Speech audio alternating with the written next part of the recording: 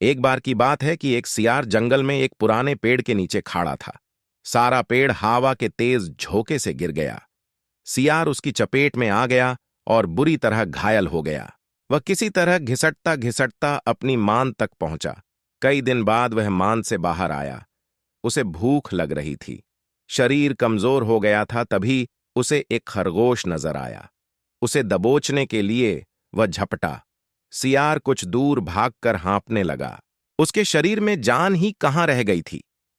फिर उसने एक बटेर का पीछा करने की कोशिश की। यहां भी वह असफल रहा। हिरण का पीछा करने की तो उसकी हिम्मत भी न हुई। वह खड़ा होकर सोचने लगा। अब मुझसे शिकार हो नहीं पा रहा है। लग रहा कि अब भूखा मरने की नौबत आ गई है। क्या किया जाए? वह इधर उधर घूमने लगा, पर कहीं कोई मरा हुआ जानवर नहीं मिला। घूमता घूमता वह एक बस्ती में आ गया। उसने सोचा, क्या पाता इस बस्ती में कहीं मुर्गी या उसका बच्चा हाथ लग जाए। सियार यह सोचकर इधर उधर गलियों में घूमने लगा। तभी कुत्ते उसके पीछे पड़ गए। सियार को जान बचाने के लिए भागना पड़ा।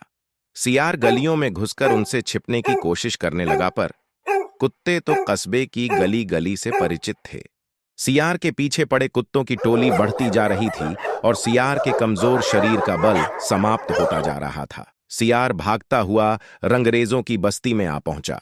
वहां उसे एक घर के सामने एक बड़ा ड्रम नजर आया। वह जान बचाने के लिए उसी ड्रम में कूद पड़ा। ड्रम में रंगरेज ने कपड़े रंगने के लिए रंग घोल रखा था। कुत्तों का टोली भौंकता चला गया। सियार सांस रोककर रंग में डूबा रहा। वह केवल सांस लेने के लिए अपनी थूथनी बाहर निकालता।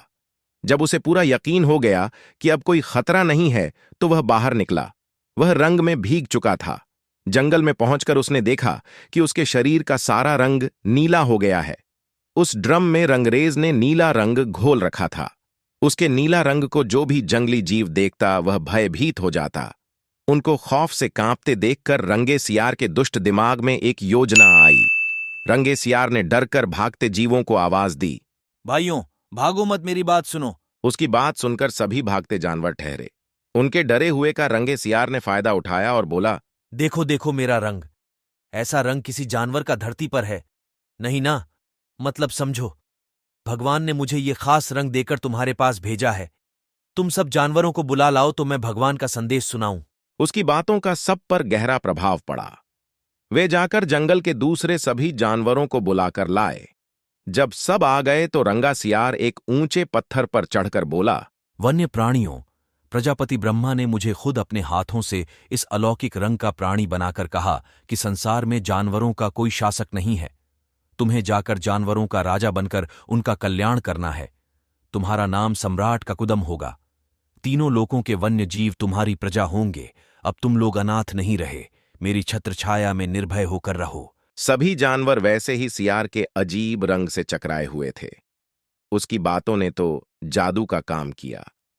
शेर, बाघ व चीते की भी ऊपर की सांस ऊपर और नीचे की सांस नीचे रह गई। उसकी बात काटने की किसी में हिम्मत न हुई। देखते ही देखते सारे जानवर उसके चरणों में लौटने लगे और एक स्वर में बोले, हे ब्रह्मा के दूत, प्राणियों में श्रेष्ठ ककुदम, हम आपको अपना सम्राट स्वीकार करते हैं। भगवान की इच्छा का पालन करके हमें बड़ी प्रसन्नता होगी। एक बूढ़े हाथी ने कहा, हे सम्राट, अब हमें बताइए कि हमारा क्या कर्तव्य है। रंगा सियार सम्राट की तरह पंजा उठाकर बोला, तुम्हें अपने सम्राट की खूब सेवा और आदर करना चाहिए। उसे कोई तकलीफ नहीं होनी चाहिए। हमारे खाने पीने का शाही प्रबंध होना चाहिए। शेर ने सिर झुकाकर कहा, महाराज, ऐसा ही होगा। आपकी सेवा करके हमारा जीवन धन्य हो जाएगा। बस सम्राट ककुदम बने रंगे सियार के शाही ठाठ हो गए। वह राजसी शान से रहने लगा। कई लोमधियां उसकी सेवा में लगी रहतीं। भालू पंखा झुलाता। सियार जिस जीव का मांस खाने की इच्छा जाहिर करता, उसकी बलि दी जाती। जब सियार घूमने निकलता तो हाथी आगे आगे सूंड उठाकर बिगुल की तरह चींघाट ढता चलता। दो शेर उसके दोनों ओर कमांडो बॉडी गार्ड की तरह होते। रोज ककुदम का दरबार भी लगता। रंगे सियार ने एक चालाकी यह कर दी थी कि सम्राट बनते ही सियारों को शाही आदेश जारी कर उस जंगल से भगा दिया था। उसे अपनी जाति के जीवों द्वारा पहचान लिए जाने का खतरा था। एक दिन सम्राट ककुदम खूब खा पी कर अपने शाही मांद में आराम कर रहा था कि बाहर उजाला देखकर उठा। बाहर आया तो चांदनी रात खिली थी। पास के जंगल में सियारों की टोलियां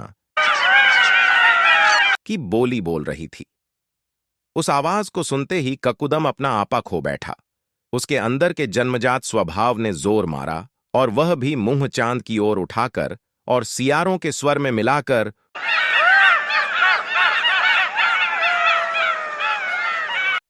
करने लगा। शेर और बाघ ने उसे हुआ हुआ करते देख लिया। वे चौंके। बाघ बोला, अरे ये तो सियार है, हमें धोखा देकर सम्राट बना रहा, मारो नीच को। शेर और बाघ उसकी ओर लपके और देखते ही देखते उसका तिया पांचा कर डाला। कहानी से सीख, हमें इस कहानी से सीख मिला कि नकलीपन की पोल देर या सबेर जरूर खुलती है।